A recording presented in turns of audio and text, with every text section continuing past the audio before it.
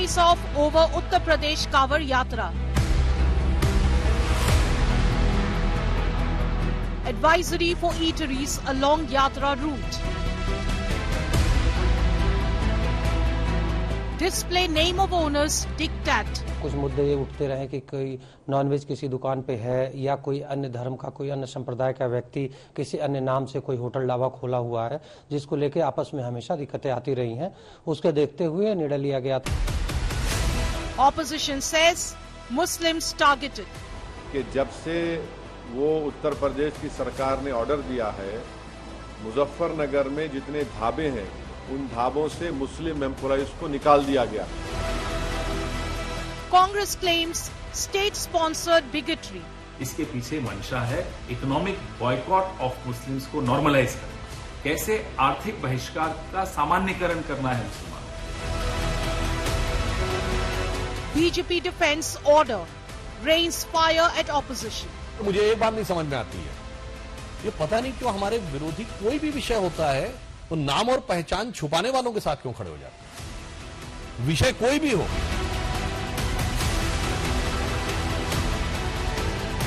Kawar Yatra diktat. Top focus on 5 Live.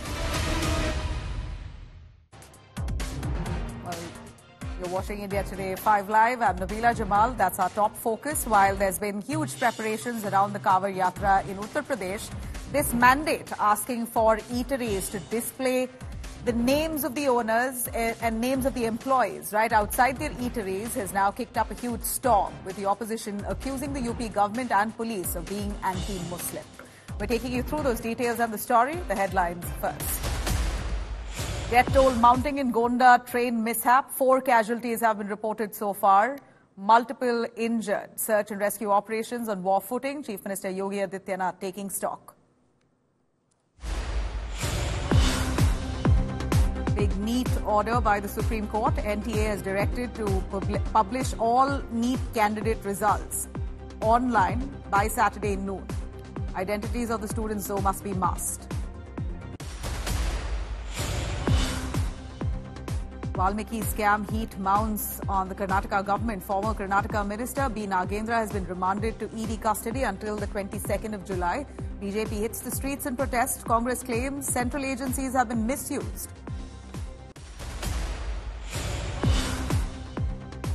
Fraud IAS Pooja's mother has finally been nabbed. Manorama Kedkar arrested from Pune over gun-toting video, sent to 2-day police custody.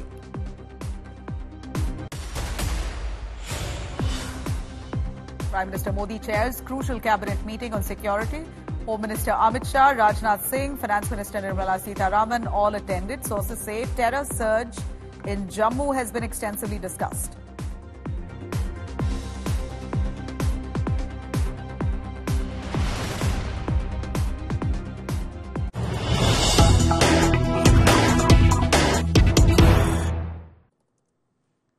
All right, we see the death toll in Gonda right now mounting. 4 reported dead in the train mishap.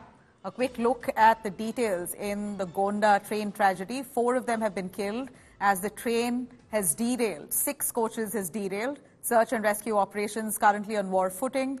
Senior railway officials, SDRF teams have now been deployed. Remember this train that was on its way from Chandigarh to Dibrugarh, derailed en route. 6 coaches derailed, resulting in 4 people's death. The 2 locomotive pilots are safe, but 4 people have unfortunately died. We're yet to ascertain the reason for this accident. In fact, this was reported roughly around 2:30 p.m. Seems like the numbers are increasing. There have been a few deaths that were reported. Numbers were uncertain, but here we have a confirmation coming in that 4 people have died. There could be a few more who are critical. At this point, rescue operations are currently underway as teams, nearly 40 members of rescue teams, medical teams, are on the spot ensuring that those who need help are given the aid at the earliest. Samarth Srivastava, who's currently en route Gonda, joins us live for more on that. Samarth, over to you. We see the death toll mounting. 4 reported dead in the Gonda train mishap. What really happened? What led to the 6 coaches derailing? Well, exactly the reason behind this derailment is yet to be known, because the loco pilots are safe and their statement is going to be very important. It was the express train which derailed around 2:30 p.m. near the Gonda junction, and that's been the news. As per the UP Deputy CM Rajesh Pathak, he quoted a news agency saying 4 persons have died so far in this train mishap. A total of 20 persons have suffered injuries, of which 2 to 3 persons who have suffered serious injuries and have been shifted to the nearby hospital. The SDRF teams have been alerted and obviously reached the spot and have already started the rescue work. Apart from that, the local police, the DM of Gonda have been there, and as per the DM Neha Sharma, DM Gonda, 6 to 7 bogies have been derailed and the rescue work is on. The number of deaths reported so far are 4. Earlier it was 2, the toll increased to 4 right now, and that has been the quote of the UP Deputy CM, who also holds the portfolio of the Health Ministry in Uttar Pradesh, and that's why it's very important now, because in the nearby CHCs, PHCs, those who suffered light injuries were shifted, but those who suffered serious injuries may be shifted to the Lucknow Trauma Center. But this is a very big question. Why such derailments happening in a quick passage of time? We saw earlier in this particular year, in the previous month, also such incident happened. Then why railways are not making much arrangements to avoid such derailments, which are causing the lives of the innocents? But Samarth, there's been cases like this being reported way too often. We're hoping the Railway Ministry takes cognizance, come up with a system which is rather safe, foolproof.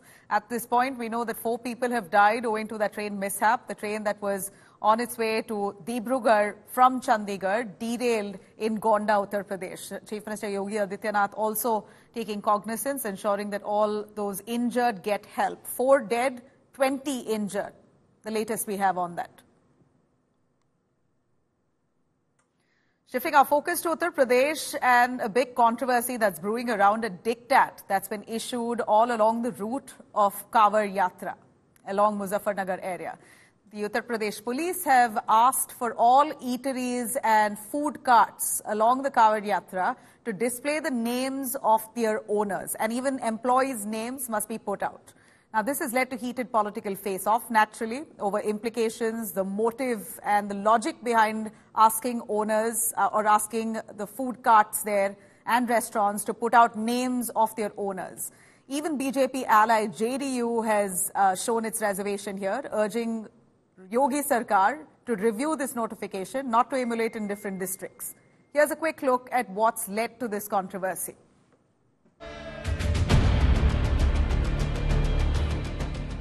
Big face-off over Kawar Yatra in Uttar Pradesh.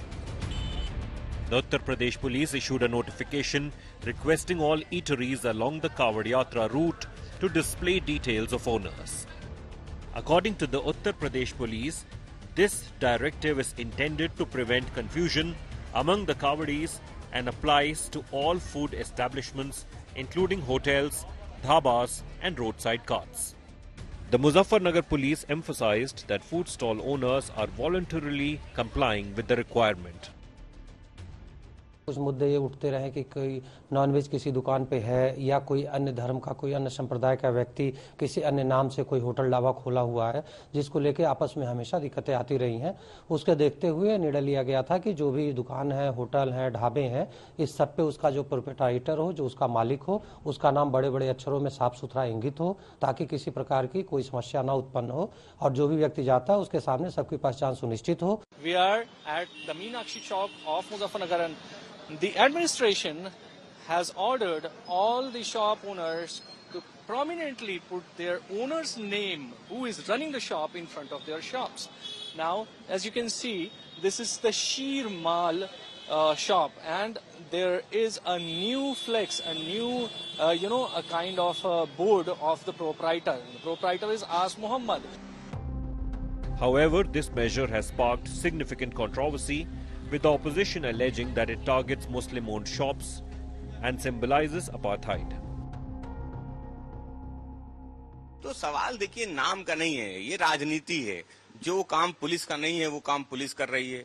Samajwadi party समझती कि जब कांवड़ यात्रा निकलती है तो जो मुस्लिम समुदाय के भी लोग हैं वो भी उनका स्वागत करते हैं। इन फैसलों से दूरी बढ़ती है और भारतीय जनता पार्टी का जो एजेंडा है कहीं ना कहीं जो पुलिस विभाग का वो आदेश है वो ऐसा प्रतीत होता है कि उस एजेंडे को आगे बढ़ा रहे हैं। जो ये कांवड़ यात्रा पे प्रपोज कर रहे हैं इसके पीछे मंशा है इकोनॉमिक बॉयकॉट ऑफ मुस्लिम्स को नॉर्मलाइज करना, कैसे आर्थिक बहिष्कार का सामान्यकरण करना है मुसलमानों का।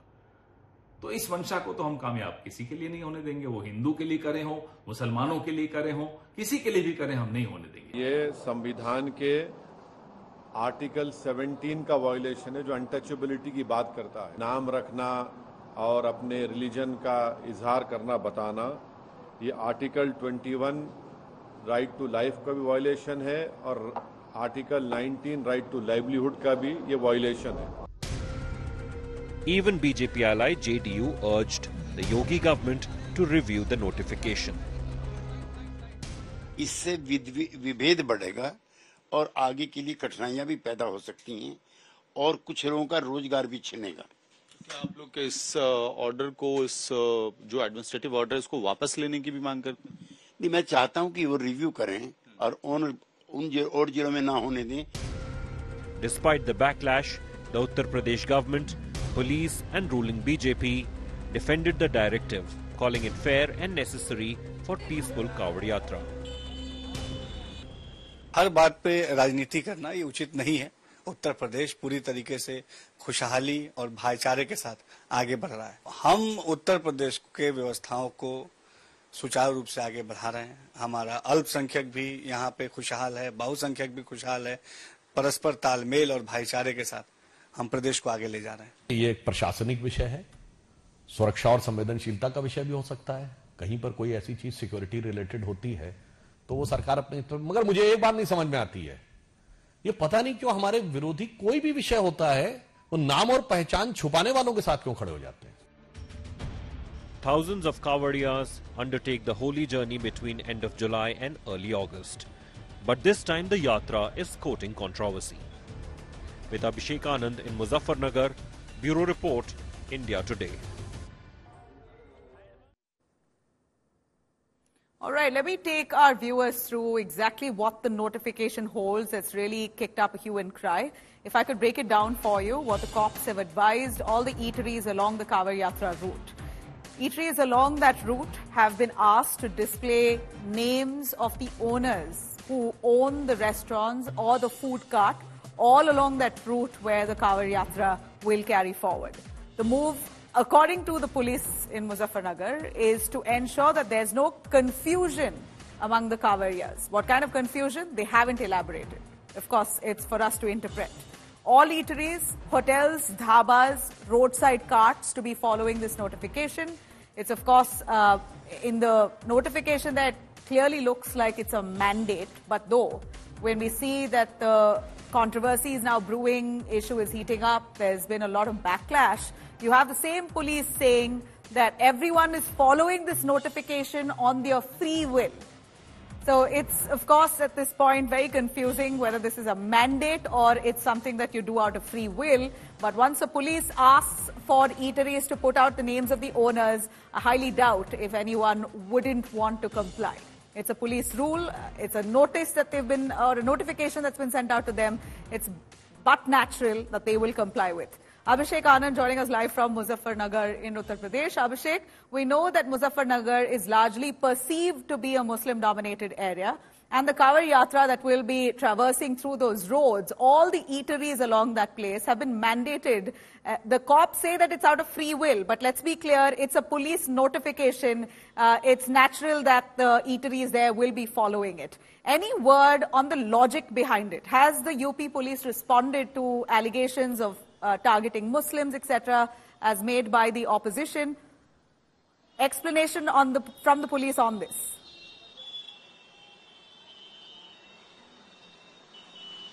Well, Nabila, after the first statement, after passing this order to display the name of the proprietors for the shop owners of the Kawad Yatra route, there has been no communication from the police officers so far. They claim that they will speak only after they get any more directives. So this is Muzaffarnagar, and we have come all the way from Delhi, crossing Noida, Ghaziabad and Meerut, but we have seen only this particular market following the order, because that order is particularly for Muzaffarnagar. What is the order?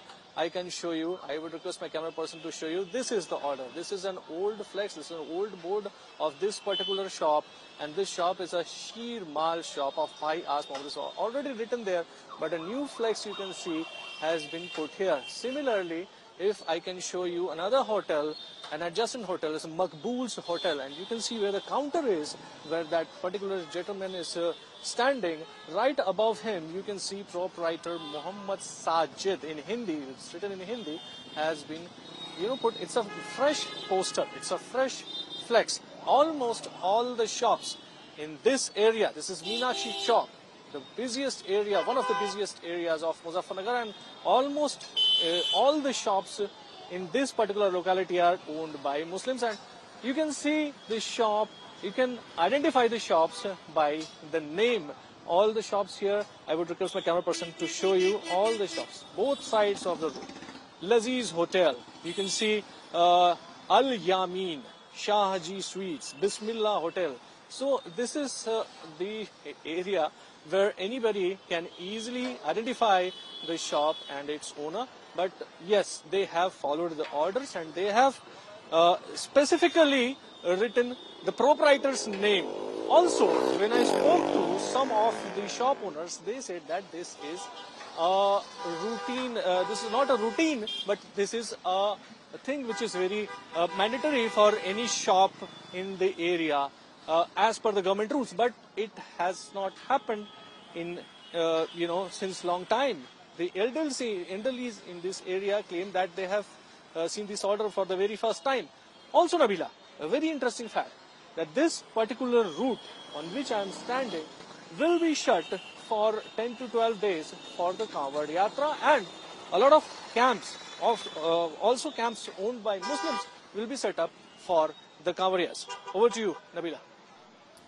Right, Abhishek, thanks very much for joining us on that. Well, we know that the opposition has fired at the UP government, calling this food apartheid. We are yet to hear from Yogi Adityanath himself on this diktat. Let me shift our focus here now to the Karnataka government, who's under fire over the alleged Valmiki scam. What we know here is, in the latest, mega war of words has broken out between the ruling and the BJP in the state over irregularities within the Valmiki Corporation Board. So the Valmiki Board is basically a committee that uplifts the scheduled tribes community, and funds is usually allotted to the Valmiki Corporation so that they come up with welfare schemes and help the community grow. Now, several BJP leaders, including the state BJP chief, B.Y. Vijayendra, were detained today as they launched huge protest following ED crackdown and arresting one ex-minister and Congress MLA, Nagendra, who headed that Valmiki board, accusing him of trying to swindle nearly 90 crores for his personal gains. There is corruption in the board. Congress themselves have admitted it. It seems to have come as a huge weapon for the BJP in the state. Let's listen into the details.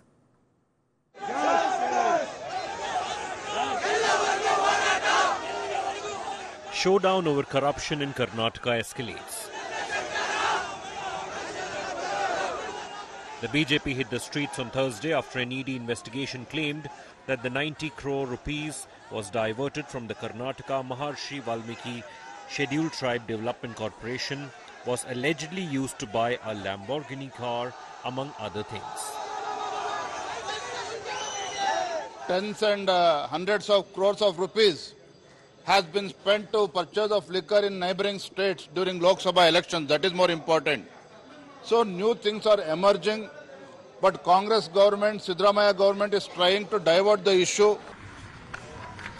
The Congress hit back, accusing the BJP of misusing central agencies to destabilize the government in the state.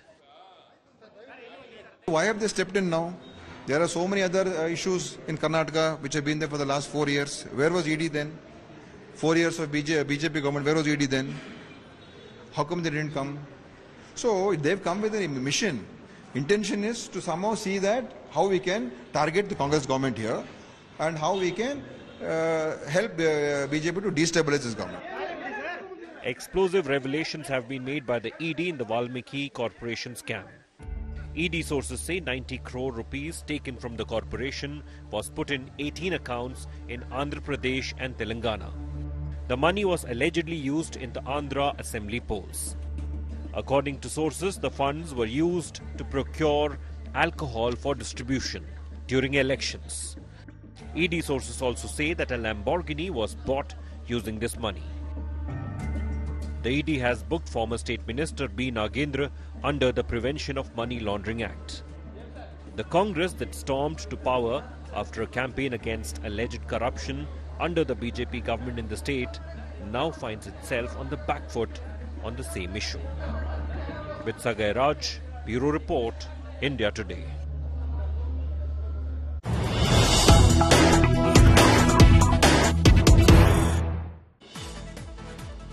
All right, we have big update on the Valmiki scam, the ED as it probes the case.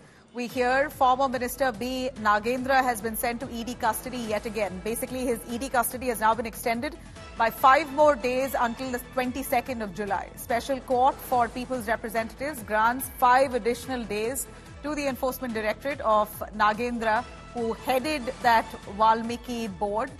In fact, he's been accused directly of trying to swindle funds to the tune of 90 crores for his personal gains. His wife was also called in. She was summoned, interrogated.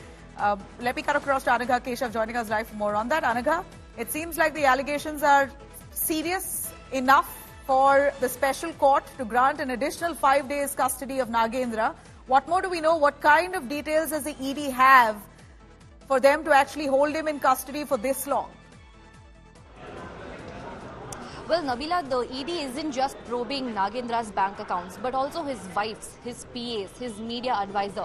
Every single person who is close to former Minister B. Nagendra, everybody's bank accounts are being checked in order to ensure that there is the proper money trial, in order to prove that B. Nagendra is indeed guilty of corruption. One thing that's very, very essential for ED to do is to establish a money trial, a money footprint. And that's the reason why Nagendra's wife was also summoned yesterday. Every single person who works in his office, every single person who is close to him were summoned by the ED, by the Enforcement Directorate. Their phones were also confiscated. Surely, this means that the ED does have some sort of evidence to prove that there is something fishy that has happened. The bank account, the 187 crores that was transferred to MG Road, out of that 89 crores was diverted to somewhere else, including the government. They've also conceded the fact that corruption was there in the Valmiki Corporation, but they are maintaining the fact that former Minister B. Nagendra is innocent in this. He is nowhere involved, is the government stance. And even in the floor of the House, we saw huge commotion that happened. BJP, in fact, they stormed into the well of the House demanding for Chief Minister Siddaramaya's resignation.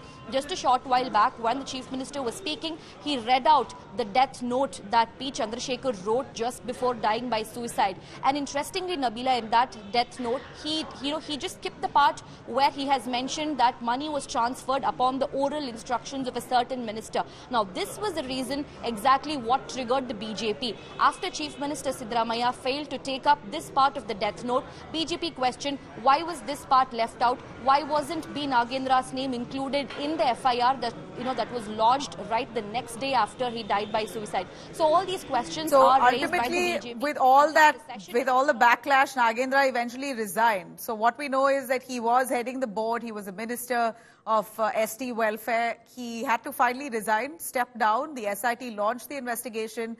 And that's when the ED swooped in, raided 23 locations of B. Nagendra, his associates. We also saw Basangao Daddal, who's another Congress MLA, who was also raided by the Enforcement Directorate. We hear that an ED notice has gone to him as well.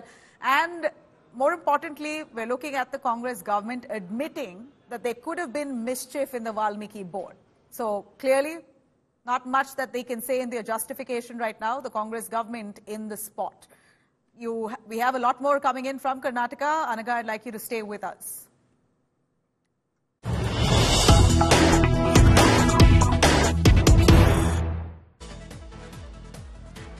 All right, big news coming in on the quota bill. Big face-off we see in the assembly that unfolded today in Karnataka Assembly as the session is underway.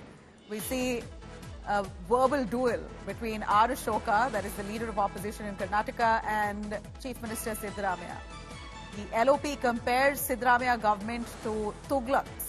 Ashoka says, and I quote, Siddaramaiah Sarkar is like Tughlaq Darbar. He does at will, like Tughlaq. Chief Minister Siddaramaiah has hit back and said, this is not Tughlaq Darbar. We want to deliberate on whatever we want to roll out. Quota bill has only been discussed. It hasn't been implemented yet. I'm going to take you through the face-off that unfolded, a very interesting one on the reservation bill mandating that basically advised for 50% of managerial posts in all private companies of Karnataka to be reserved for Kannadigas, locals alone, which received a lot of backlash. The government has now decided to put it on hold, but here's the verbal duel. ದಯವಿಟ್ಟು ನೀವು ತೀರ್ಮಾನ ಮಾಡಿದ್ರೆ ಅದು cabinet ಅಲ್ಲಿ ತೀರ್ಮಾನ ಆಯಿತು ಅಂತ post ಆಯಿತು ಮೊದಲು 100% ಮೀಸಲಾತಿ ಕ್ಯಾಬಿನೆಟ್ ಅಲ್ಲಿ ತೀರ್ಮಾನ ಅಂತ ನಿಮ್ಮ ಇಲಾಖೆ ಇದರಿಂದ ಪೋಸ್ಟ್ ಮಾಡಿದ್ರು ಅದಾದ್ಮೇಲೆ ಮತ್ತೆ ಕ್ಯಾಬಿನೆಟ್ ಅಲ್ಲಿ ಆತರ ತೀರ್ಮಾನನೇ ಆಗಿಲ್ಲ ಅಂತಾನೆ ಮತ್ತೆ ಪೋಸ್ಟ್ ಹಾಕಿದ್ರು ಇದೇನು ಒಂಥರ ತೊಗಲಕ್ಕ ದರ್ಬಾರ್ ಆದಂಗಾಗಿದೆ ಅದಕ್ಕೋಸ್ಕರ ದಯವಿಟ್ಟು ರಾಜ್ಯದ ಕನ್ನಡಿಗರಿಗೆ ಒಂದು ಮೆಸೇಜ್ ಹೋಗಬೇಕಾಗಿದೆ ದಯವಿಟ್ಟು ಕ್ಲಾರಿಫಿಕೇಶನ್ ಮಾಡಿ ದಯವಿಟ್ಟು ಮಾನ್ಯ ಅಧ್ಯಕ್ಷರೇ ಯಾವ ಮೊಹಮ್ಮದ್ ಬಿನ್ ತುಘಲಕ್ಕೂ ಆಡಳಿತನೂ ಆಗಿಲ್ಲ ಇಲ್ಲಿ ಸಿದ್ದರಾಮಯ್ಯನವರು ಸರ್ಕಾರದ ಆಡಳಿತನೇ ಇರೋದು ಕರ್ನಾಟಕದಲ್ಲಿ ಅದರಿಂದ ಮೊನ್ನೆ ಕ್ಯಾಬಿನೆಟ್ ಮೀಟಿಂಗ್ನಲ್ಲಿ ಸೋಮವಾರ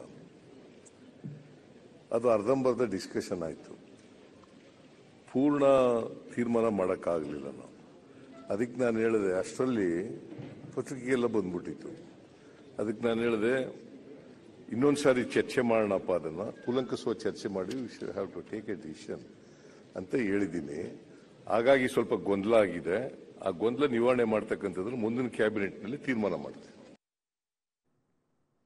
All right, Anagha Keshav for more on that. Anagha, after such backlash over that quota bill, the Karnataka government decides to put it on hold. It wasn't going to be feasible in the first place, at least for the bill that we see now that's in paper. There's no scope for Karnataka to match up to its global status, if at all that rule is implemented. What really led the Karnataka government to withhold that bill for the moment? Well, certainly this is an embarrassing move done by the Karnataka government. In fact, they went and conceded that yes, we did push this forward in a hasty manner, in a hurried manner, without really holding the required deliberations and consultations. We should have met with the industry experts first before putting it for public. So that's the kind of acceptance that's done by the Karnataka government. In fact, that's the reason why they rolled it back after facing significant backlash from the industry experts. In fact, Telangana was also quick to jump in, pitching in their land for industries, welcoming industries and investors out of Karnataka to Telangana. Maybe that could have also been one of the reasons why Karnataka government really felt that they were really hurrying up in their decision. And even till now, the decision isn't revoked completely. It's only put on hold. In the next cabinet meeting, that's when Karnataka government will sit and think about it, deliberate with industry experts, and then push it in the assembly. And if the opposition also agrees, only then will it be passed. So we need to wait and watch what more is going to happen. Will the job reservation quota for locals really be put in Karnataka or not? But for now, the bill is put on hold and investors need not worry, is the kind of and assurance let's remember, you already have the government. Karnataka government. The one thing that it's already done and achieved here is to send out a statement that they are a pro-Kannada Sarkar. Well, we see the Kannada Rakshana Vedike, a few organizations, pro-Kannada organizations who've already spoken in favor and welcomed the move, and also slamming those critiques like Kiran Mazumdar and Mohandas Pai for opposing this, saying that they're going to face dire consequences if they oppose this bill. So in a way, the Karnataka government, Congress government, have managed to send out a message. We're going to take you through in this report exactly the details of the reservation bill that's now run into controversy. We also saw Andhra Pradesh Minister Nara Lokesh, Chandrababu Naidu's son, who's invited all the industries and corporates to come into Andhra Pradesh soon after this controversy broke out, and NASSCOM also condemned this, saying that this will really hurt global image for Karnataka, and also claiming that nearly 25% of Digital India works out of Karnataka, out of Bengaluru. Bengaluru is also known as the Silicon Valley, large numbers of outsiders who work from there, so this would be really detrimental. You had Nara Lokesh saying, why not come to Andhra Pradesh? Kerala Industries Minister P. Rajiv also said Kerala was ready to welcome industries from Karnataka. So Karnataka Minister Priyank Kharge, meanwhile, stepped in and said, we're holding on to this. We will not implement anything without proper deliberations, and that locals' interest was indeed paramount.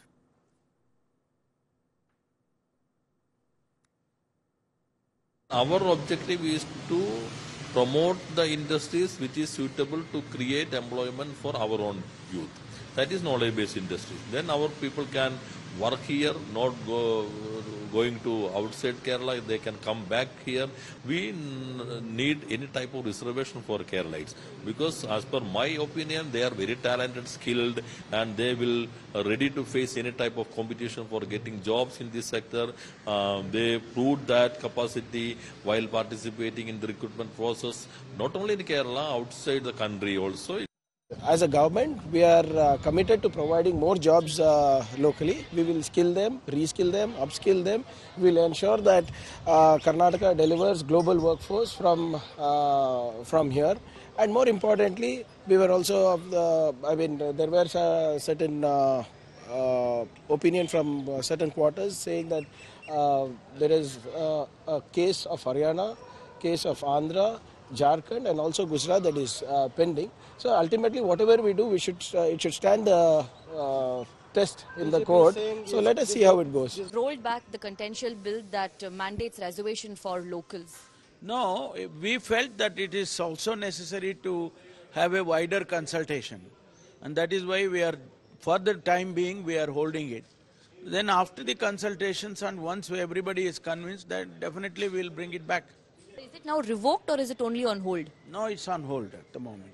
When so many scams have emerged, when Chief Minister himself is finding it difficult, probably they are using a diversion politics, tactics. They are using the diversion tactics because without discussing in the cabinet, without discussing with the senior minister in his cabinet, overnight he comes out with a statement that they are going to have a reservation in a private job for Kannadigas.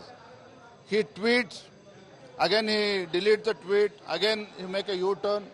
So this confusion clearly indicates that Chief Minister is not serious about this issue. Probably that's a good decision taken by government to withdraw temporarily, not to place that bill is very well appreciated. At least they have realized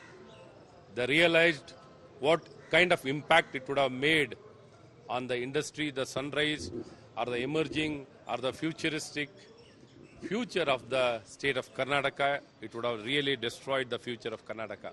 Probably realizing that the Congress government in the state of Karnataka has taken a wise decision. I appreciate.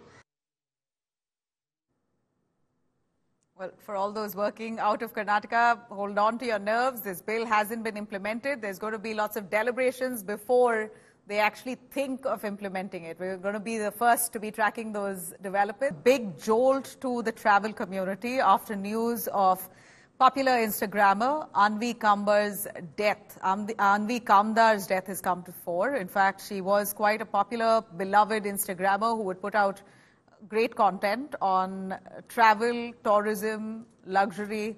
In fact, unfortunately, while she was at the Kumbhe waterfalls in Maharashtra's Raigad just yesterday, she was trying to shoot her travel content. She slipped and fell into 300 feet deep gorge.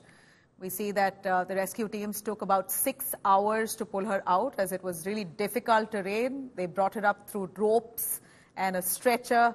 It's been a mission that they finally completed with her being brought out alive. But while she was rushed to the hospital, we hear she succumbed to her injuries. A big message there, certainly. Let's listen in. Anvi Kamdar, an Instagram star, loses her life while shooting a reel. The 27-year-old Mumbai-based influencer fell into a 300 feet deep gorge near the Kumbhe waterfalls in Raigad. She was with her friends shooting the reel when she slipped.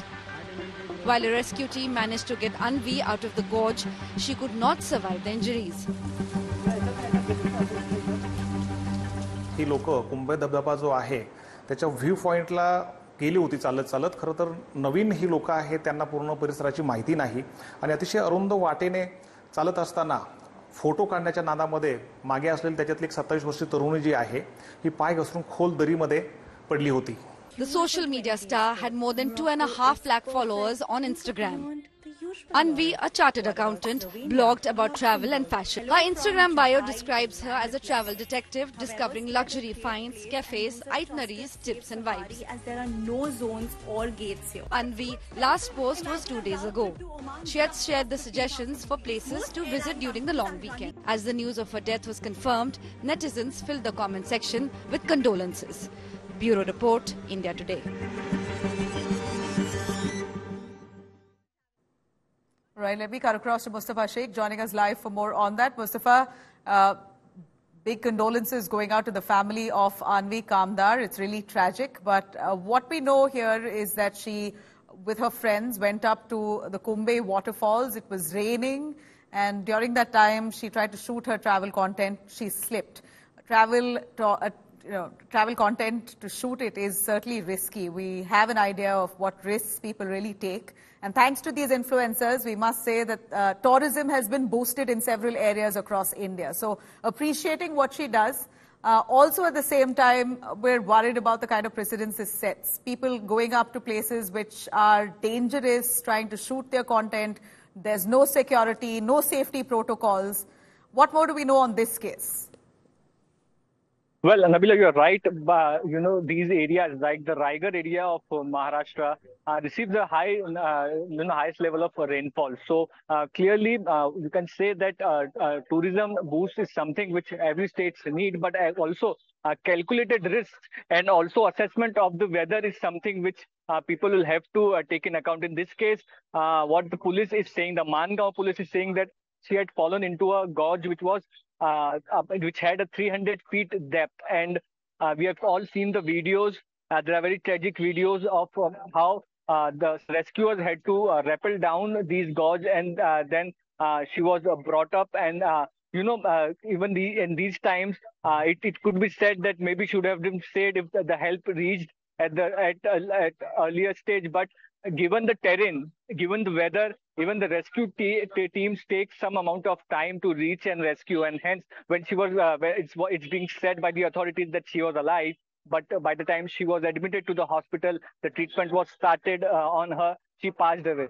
So clearly, and this is another first case of somebody drowning or falling due to weather. Like on 30th of June, Lonavala, Bushi Dam, 5 of a family had drowned, and these were people who were just enjoying their time during monsoon. But clearly, the amount of rainfall which is being received these seasons and the way the weather is changing, it's clearly not under anybody's control, and hence any group of friends or any exploration or adventure which is being done has to be done in a calculated manner with keeping all precautionary measures with you, equipments with you, so that these kind of incidents and such loss of young lives can be avoided. Back to you.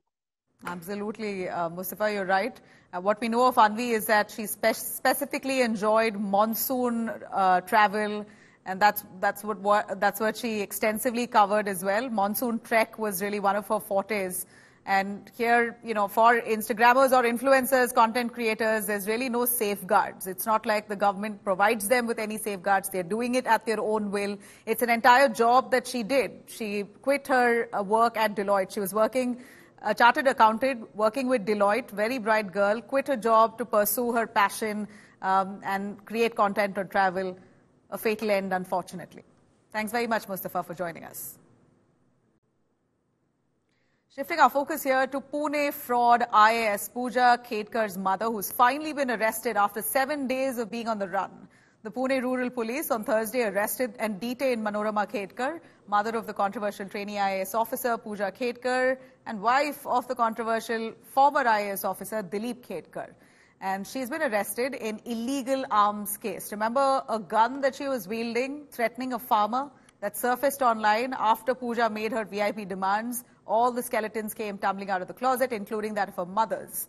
The mother, we hear, was hiding at a hotel for 7 days and giving a false name. She gave a fake name to get herself into the hotel and stay there for 7 days with a guy who she pretended to be her son. The arrest of Manorama stems after this video here that you see on our screens there. She was arrested from a hotel in Mulshi village, where we also saw Manorama having quite a tainted past. She seems to be a troublemonger, where another video showed her getting into a quarrel with Pune police as well and metro construction officials for carrying out their work as per their duty. She was upset with the fact that they were constructing and making noise outside her house, and she even threatened the metro officials. That's another video that you see on your screens here. So a habitual offender, Pooja Ketkar's mother, Manorama, has finally been pulled up, taken into custody. For 2 days, she will remain in police custody. Revolver खुद की रक्षा के लिए होती है, लोगों को धमकाने के लिए नहीं। महाराष्ट्र की भूमि में हम किसी को भी कानून हाथ में लेने नहीं देंगे, उस पर कड़ी से कड़ी कार्रवाई होगी। और जहां तक पूजा खेड़कर की बात है, उस पर भी केंद्र सरकार की ओर से, महाराष्ट्र सरकार की ओर से तफ्तीश जारी है। सारे तथ्यों को खंगाला जाएगा और यदि वो दोषी पाई जाती है तो उसे भी कड़ी की कड़ी सजा दी जाएगी।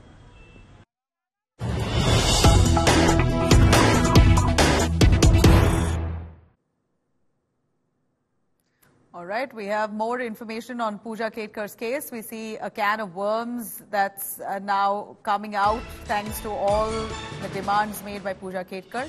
The trainee IAS Pooja Ketkar's mother, Manorama Ketkar, has been sent to police custody for until the 20th of July. In fact, 2 days that she will be in custody, like I did mention, the cops to probe why Pooja's mother owned a pistol in the first place. On CCTV, first image of Manorama Ketkar's arrest.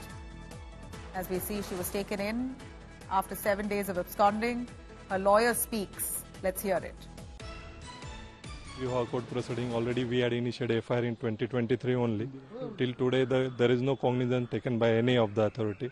Already the complainant had moved to application before the superintendent of police and I think so police station. Till today, there is no action by that authority. Till today, court had observed everything, that all the offences are bailable. Court was inclined because of 307. Court said that we have to, that is triable by session court. So he has given custody of 2 days. Till 20th. Till 2 days. Till 20th of July. Whatever will be the order, we will communicate. Thank you. Omkar Vable, who's been tracking the story for us right from day one. Omkar, a quick word from you. Why is the mother arrested? In illegal arms case we hear, what confidence with which she was holding that gun and threatening the farmer? Because her husband was an IAS officer? Where did she get this kind of clout?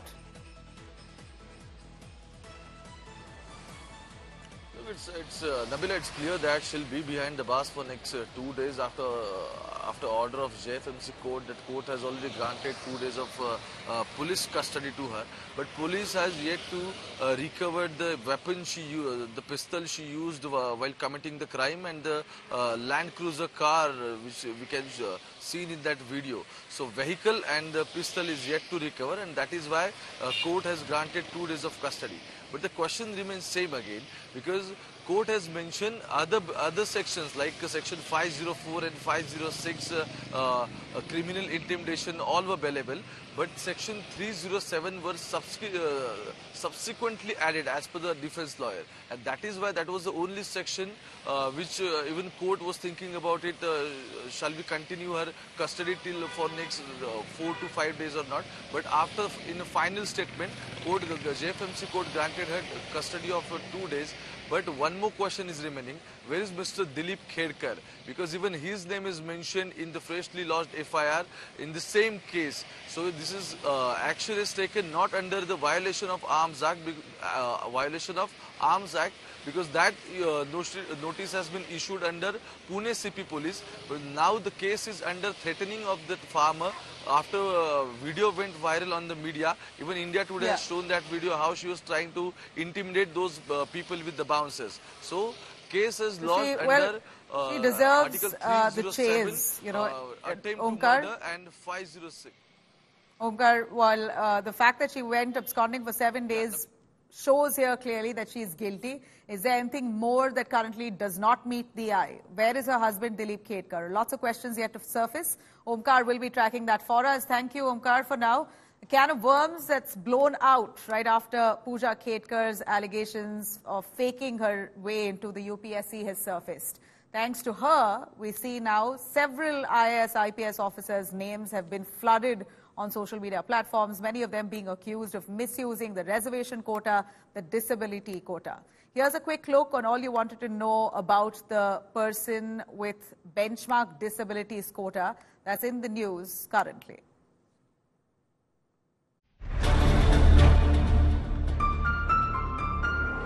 She lied about her disabilities. She lied about her age. She lied about her dress.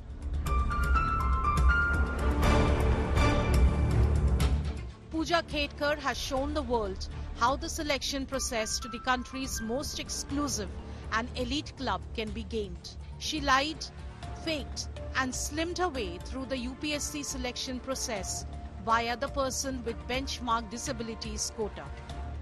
The quota is one of the 5 available in the UPSC. These quotas are for scheduled caste, scheduled tribes, other backward classes, economically weaker sections, and the people with disabilities categories. While the rules for other quotas are nearly the same everywhere, the spotlight is on the disability quota, which seems to have been so brazenly exploited by Pooja Khetkar. UPSC classifies physical disabilities into 3 categories. Orthopedically handicapped, which includes cerebral palsy, cured leprosy, dwarfism, acid attack, and muscular dystrophy. Visually handicapped includes blindness and low vision. Hearing handicapped includes deaf and hard of hearing. To be eligible, candidates must have a disability of at least 40%, a criteria open to very subjective interpretation. They must also submit a disability certificate issued by a medical board constituted by the central or state government. Pooja Khetkar bypassed these norms by submitting a government hospital certificate showing 7% disability. Persons with benchmark disabilities are allowed to appear for UPSC exams 9 times with an age limit relaxation of 10 years up to 42 years. In comparison, the general category is only allowed to enter UPSC till an age of 32, SC/ST till 37 and OBC candidates till 35. Pooja Khetkar reportedly appeared 11 times by changing her name. She also managed to avoid appearing in front of an AIMS panel. All this has raised doubts about other candidates also gaming the system for a future as a top bureaucrat. And it is not only UPSC but the state services commissions all across India which now look vulnerable to this fraud. Bureau Report, Business Today Television.